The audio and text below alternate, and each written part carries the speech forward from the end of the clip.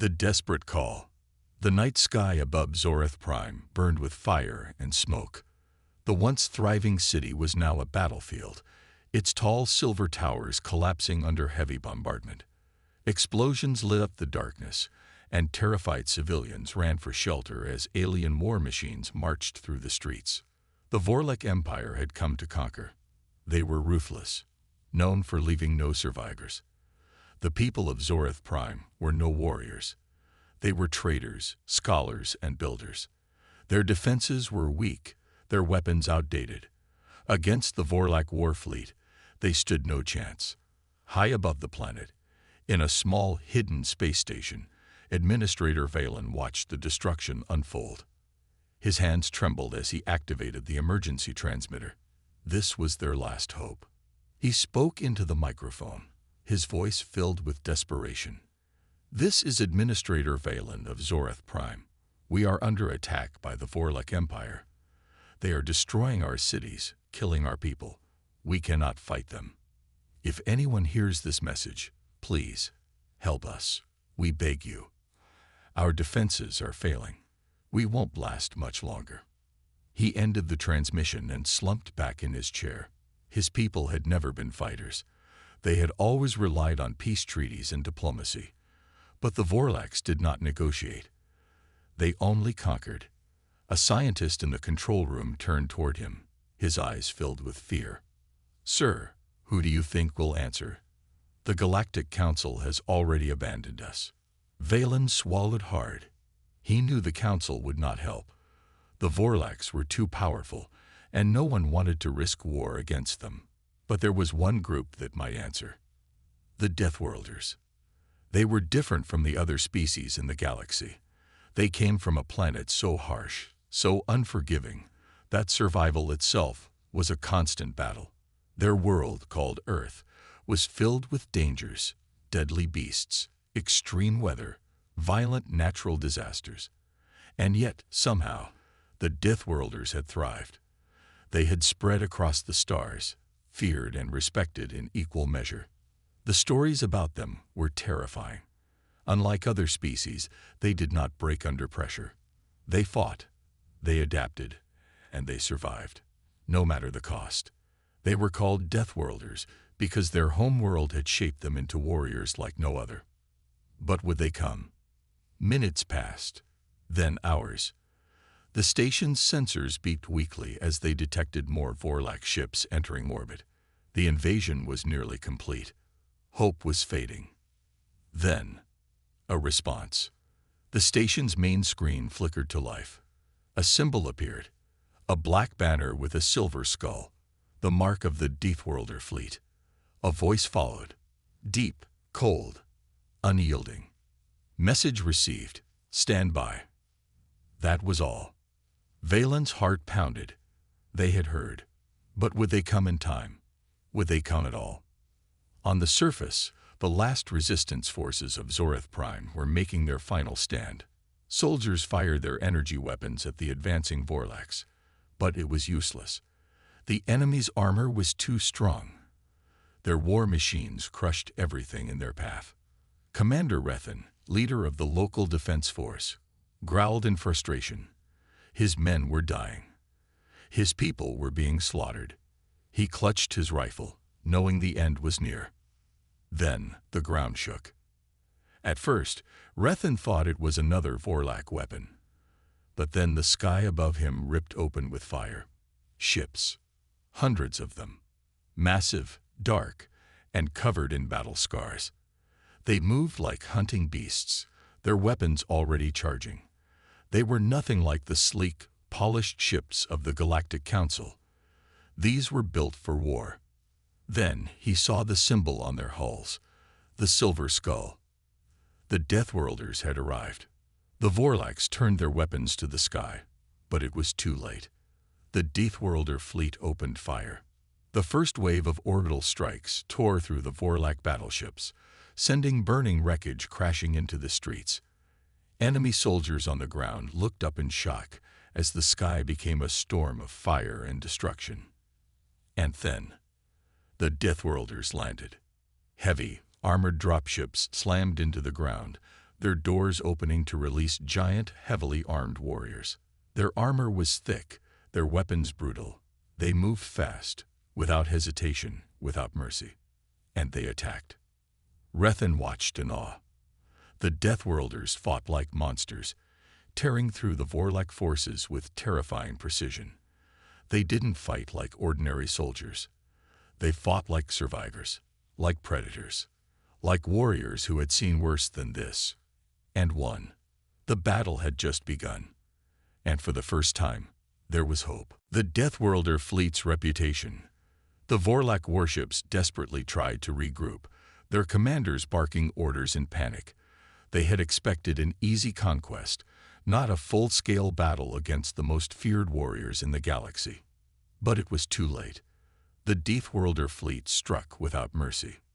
Massive railguns fired from orbit, punching holes through the enemy ships. High-speed missiles screamed through the darkness, shattering Vorlak cruisers like glass. Plasma cannons roared, cutting through the blackness of space with blinding energy. On the ground, the Deathworlder troops moved like a storm. Unlike the rigid formations of the Vorlak soldiers, the Deathworlders fought without fear, without hesitation. Their armor was thick, reinforced with layers of unknown alloys. Their weapons fired with terrifying accuracy, dropping enemies with brutal efficiency. Rethan, the local defense commander, could barely process what he was seeing. These warriors were unstoppable. They charged into enemy lines with terrifying speed, using both guns and raw physical strength. One human, a towering figure in black armor, ripped a Vorlak soldier's arm clean off and used it to beat another into the dirt.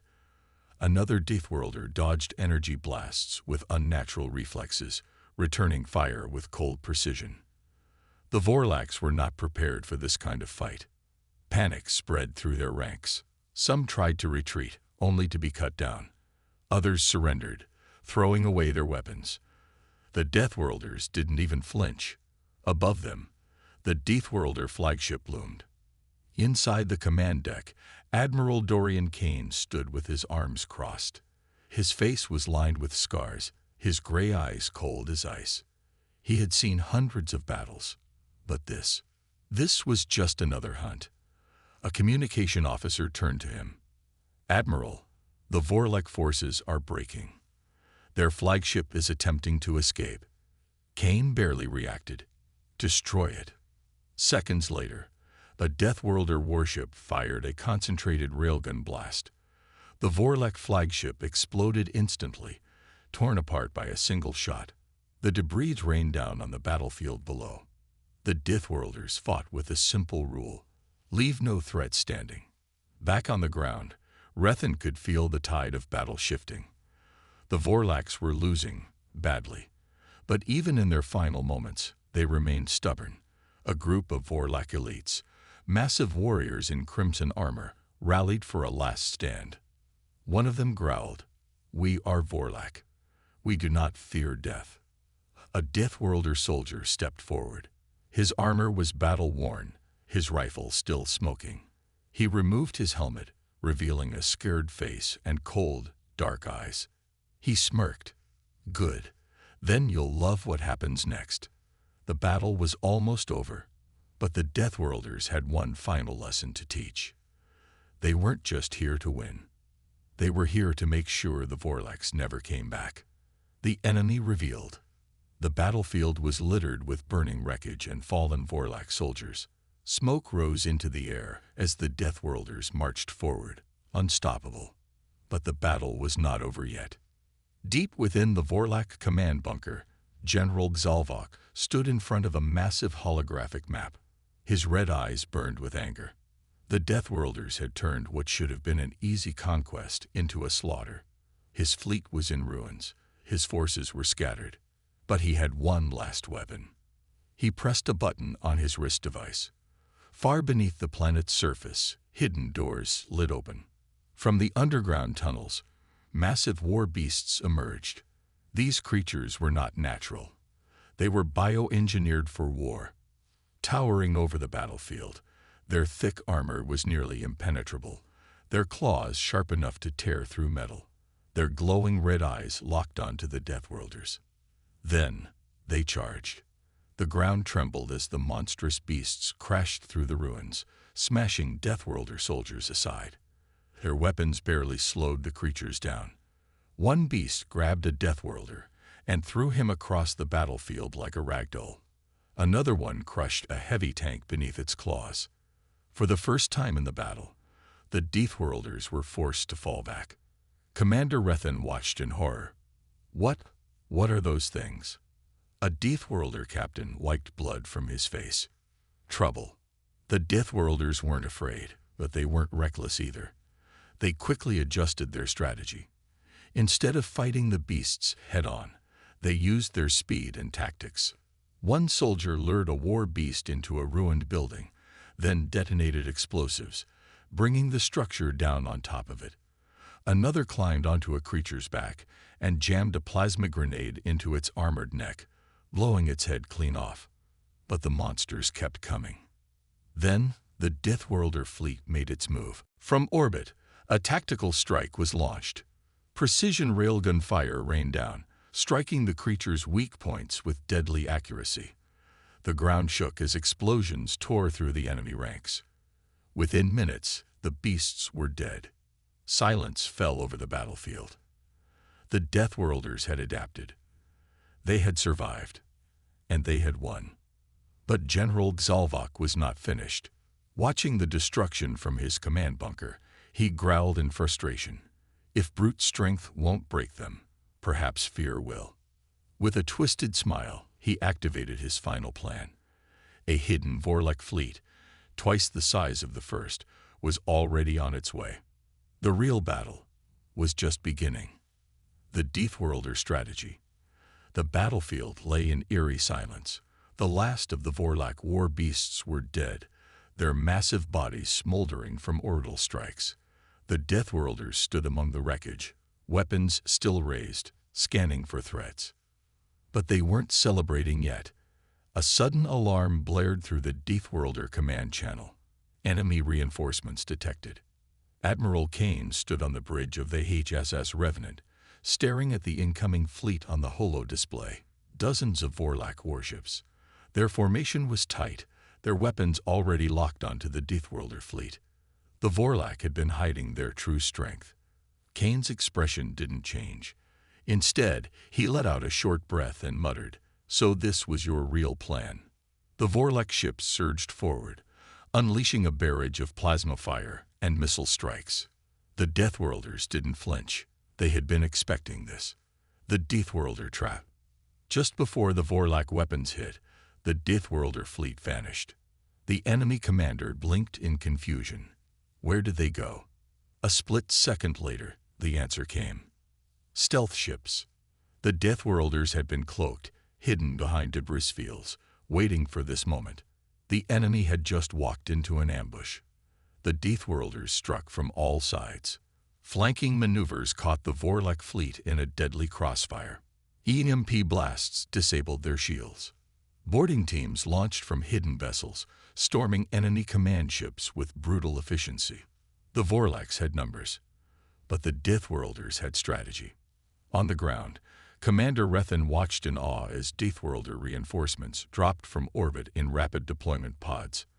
They slammed into the battlefield like meteors, the impact sending shockwaves through the ruins. The real fight had begun. The turning point. General Xalvok, still watching from his bunker, clenched his fists. His fleet was falling apart, his soldiers in full retreat. "This is impossible," he snarled. He had underestimated them. The Deathworlders didn't just rely on brute strength. They outthought their enemies. They adapted, they outmaneuvered, and they never fought fair. And now, the Vorlak forces were crumbling. Xalvok had one final choice: fight to the bitter end or flee.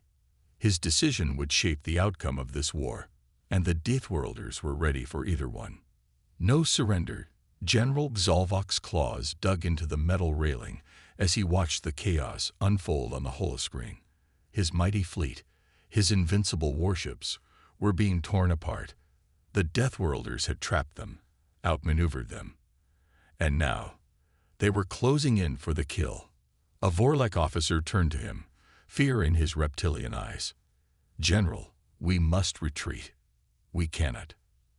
Zalvok slammed his fist into the console, sparks flying as the officer staggered back. "No, the Vorlak Empire does not retreat." His voice was a snarl of rage and desperation. But deep down, he knew the truth. This war was lost. The final push.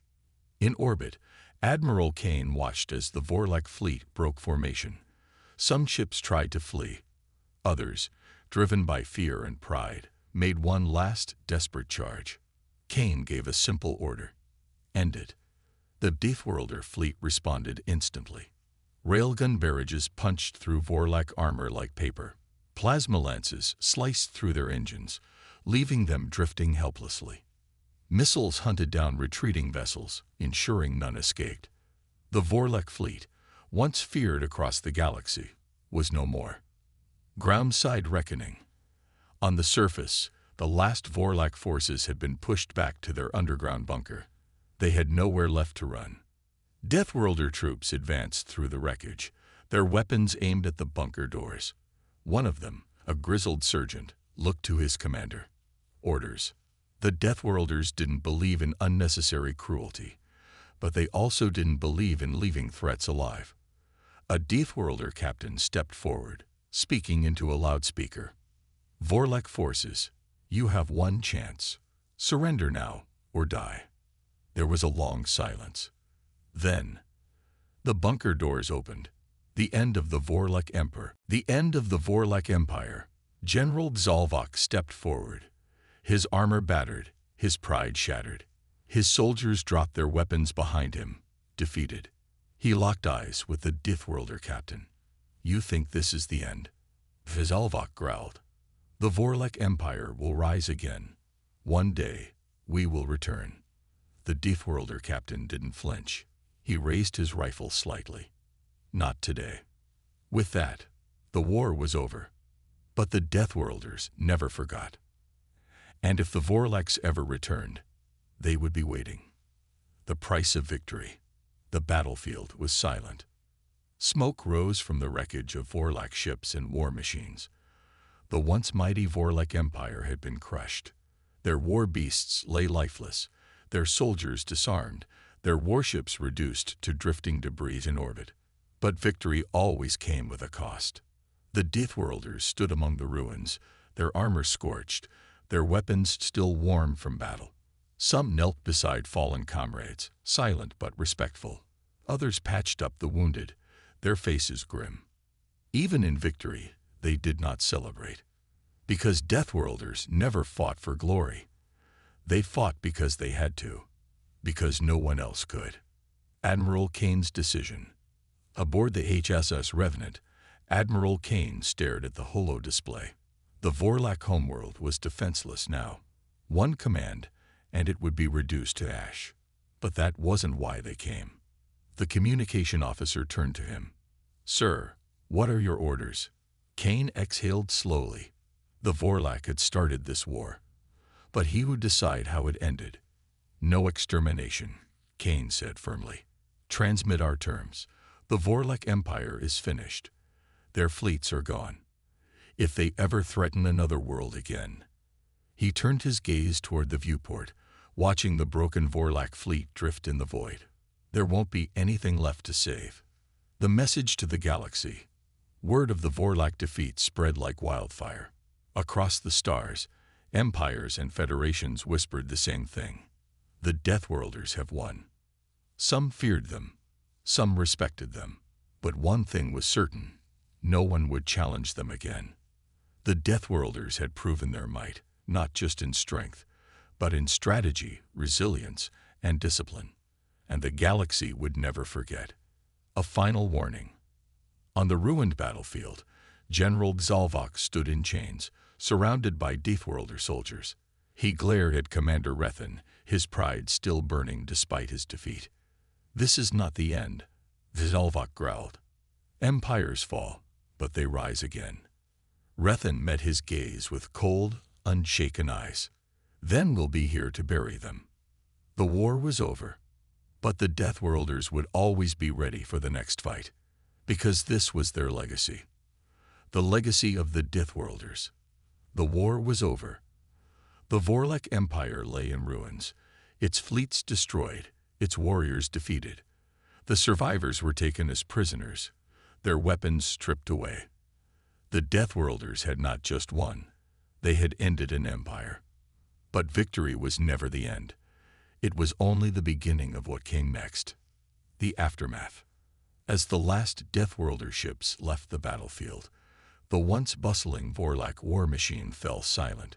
The empire that had terrorized the galaxy for centuries was now powerless. Their homeworld, once the center of their might, was now just another planet, forgotten and unimportant. The galactic community watched closely. Would the Deathworlders claim new territory, expand their influence, crush the Vorlak completely? No. The Deathworlders had no interest in conquest. They had come only to end a threat, not replace it. They left the Vorlaks alive, but forever broken. A message to the galaxy. A broadcast went out from the Deathworlder fleet, reaching every major power in the galaxy. Admiral Kane himself spoke. Let this war be a warning. We did not come for conquest. We do not seek war. But if you threaten us, if you threaten the innocent, we will end you. The message was clear and undeniable. The Deathworlders had proven their might. And now, the galaxy knew the truth. They were not to be trifled with. A soldier's reflection. On the bridge of the HSS Revenant, Commander Rethan watched the Vorlak homeworld shrink into the distance. The war was over, but peace never lasted. One of his men stepped up beside him. Do you think they'll ever rise again? Rethan sighed. Maybe, but it won't matter. Why not? Rethan turned to him, a small smirk forming on his face. Because we'll always be stronger.